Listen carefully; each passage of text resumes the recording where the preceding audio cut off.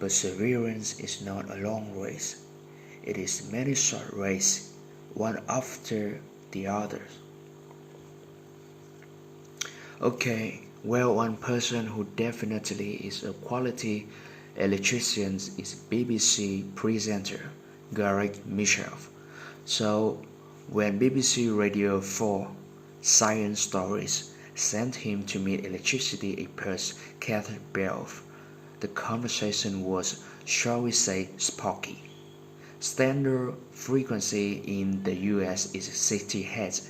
Actually, I think in the US on the mainland US main continent, there are three different synchronous areas. So on there is around 60 Hz.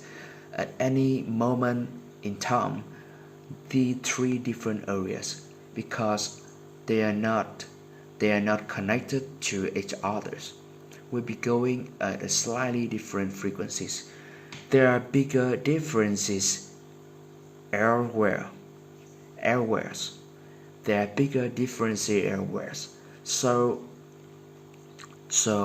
in Japan, for example, I think one of the main islands is at 60 Hz, and the other half of Japan is at 50 Hz. That a bit of a pinchot. Generally speaking, frequency means how often something repeats. In the case of electrical currents, frequency is the number of times an electrical wave. Frequency is the number of times an electrical wave repeats a positive to negative cycles. It's measured in hertz. It's measured in hertz. In the US, power is at 60 Hz, and in the UK, it's around 50 Hz. So the US and UK are not in the same synchronous. So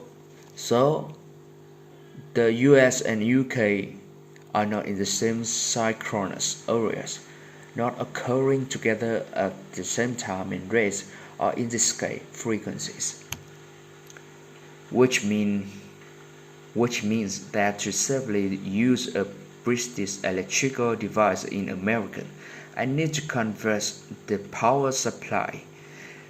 If not it won't work, or even worse, it could break, and a broken laptop could leave you in a bit of a pinchos. It's an informal expression meaning a difficult situation with no obvious answers. Here's Gareth and Keith again talking about more difference. I'm pretty sure when I go to the United States, my electric toothbrush doesn't charge off at 60 Hz, but my laptop still works. Maybe you have no comment, kind, but I'm just saying one of the